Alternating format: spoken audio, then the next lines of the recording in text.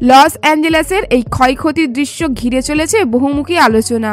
দেখে মনে হচ্ছে টর্নেডোর আকারে কোনো অদৃশ্য লাভা শক্তি পুড়িয়ে ছারখার করে দিচ্ছে গোটা অঞ্চলকে।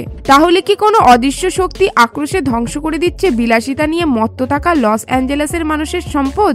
এই আগুনের শক্তি এতটাই বেশি যেন শেষ গাছটি পুড়ে যাওয়া পর্যন্ত, শেষ বাড়িটি ধ্বংসস্তূপে পরিণত হওয়া পর্যন্ত পুড়তেই থাকবে। আমেরিকার লস অ্যাঞ্জেলিস সেখানকার ধনী অঞ্চলগুলির মধ্যে একটি, আর এখানকার মানুষের বিলাসিতা সম্পর্কে শুনলে হয়তো আপনারও মাথায় রক্ত উঠে যাবে। তবে শত পরিকল্পনা এবং চেষ্টার পরেও কোনো রকমভাবে নেভানো গেল না আগুনের তাণ্ডব।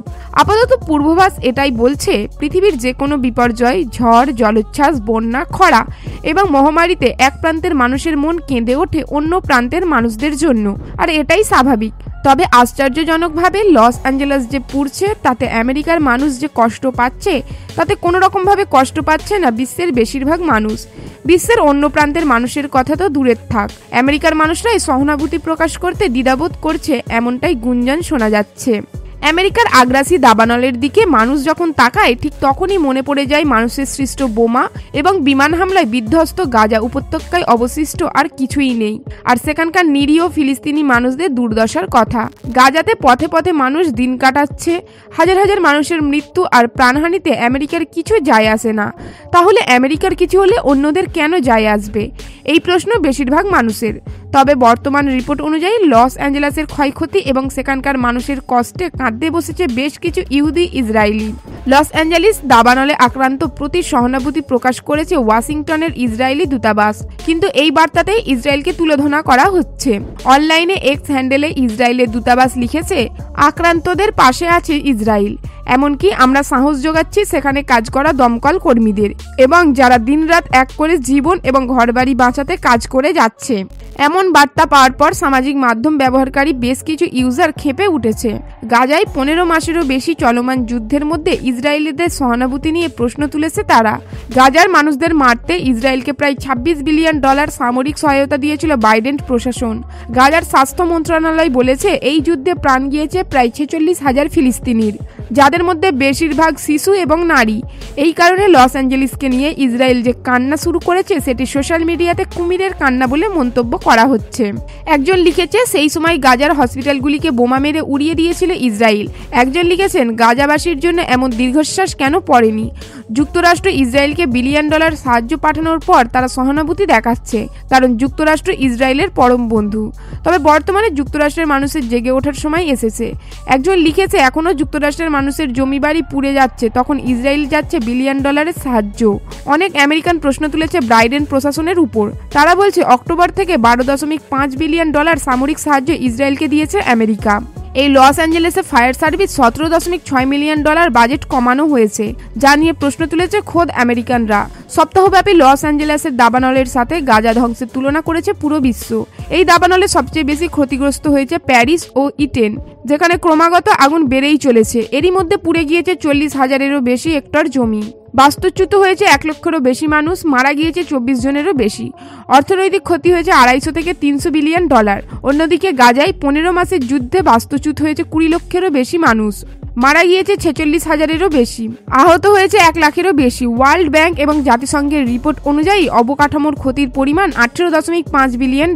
তুলনা করলে দেখা যাবে প্রেক্ষাপটের ক্ষতির ক্ষেত্র ও দুই দিক বড় পার্থক্য রয়েছে। যদিও বা গাজা যুদ্ধের প্রতিশোধ হিসাবে ক্যালিফোর্নিয়ার ভয়াবহ এই দাবানলকে দায়ী করেছে সামাজিক মাধ্যম ব্যবহারকারীরা। ক্যালিফোর্নিয়ার লস অ্যাঞ্জেলেসের একদিকে প্রশান্ত মহাসাগর আর একদিকে পাহাড়ি উপত্যকা লস অ্যাঞ্জেলেসকে করে তুলেছে সবচেয়ে আকাঙ্ক্ষিত শহর। দেশটিতে বিভিন্ন ধরনের সেলিব্রিটি, শিল্পপতি, খেলোয়াড় থেকে শুরু করে রাজনীতিবিদ প্রত্যেকজনের লস অ্যাঞ্জেলেসে বাড়ি কেনার জন্য চলতো পাল্লা দিয়ে প্রতিযোগিতা। তবে 10 দিনের এই দাবানলের আগ্রাসনের শহরটি এখন স্তূপে পরিণত হয়েছে। যুক্তরাষ্ট্রে দাবানলের সবচেয়ে বেশি ক্ষতির রেকর্ড করতে চলেছে লস অ্যাঞ্জেলিস, আর এর প্রভাবে বীমা কোম্পানি সহ লস অ্যাঞ্জেলিসের আর্থিক খাত এখন খাদের কিনারায় দাঁড়িয়ে রয়েছে।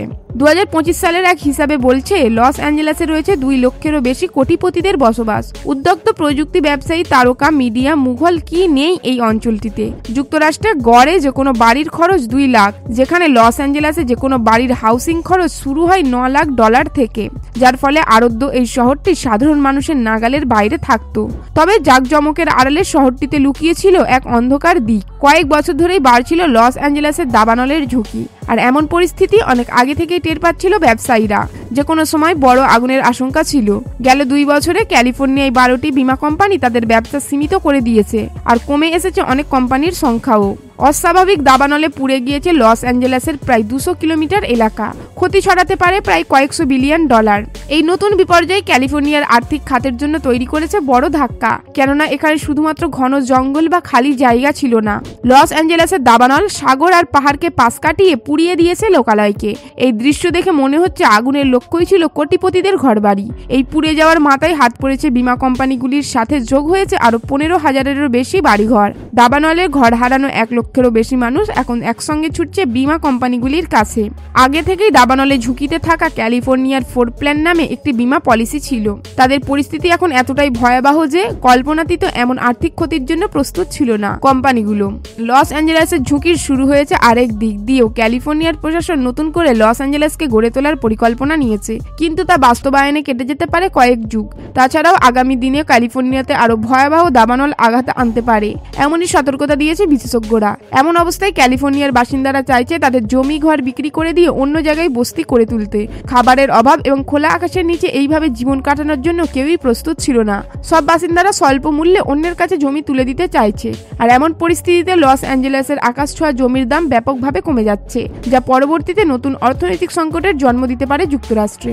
লস অ্যাঞ্জেলেসের দাবানল যুক্তরাষ্ট্রের ইতিহাসে নতুন করে লিখেছে ভয়ঙ্কর ভয়াবহ। তবে এই ভয়ঙ্কর পরিস্থিতিতে লস অ্যাঞ্জেলেসের দাবানল কর্মীরা তাদের জীবনকে বাজি রেখেছে।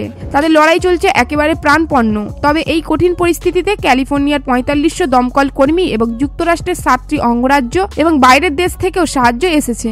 দুটি বিশাল বড় সাইজের দাবানল, আর তার মধ্যে চেষ্টা চলছে এই দাবানলকে রোধ করার। 1 সপ্তাহে যখন এই দাবানল শহরের কিছু অংশ ধ্বংস করে দিয়েছিল, তখনই সবাই হতাশ হয়ে পড়ে। কিন্তু সেখানকার দমকল কর্মীরা হাল ছেড়ে দেয়নি। তীব্র বাতাস, শুকনো পরিবেশ আর মরুভূমি থেকে আসা উড়ন্ত আগুন, এত উপকূলতার পরেও তারা কাজ চালিয়ে যাচ্ছে।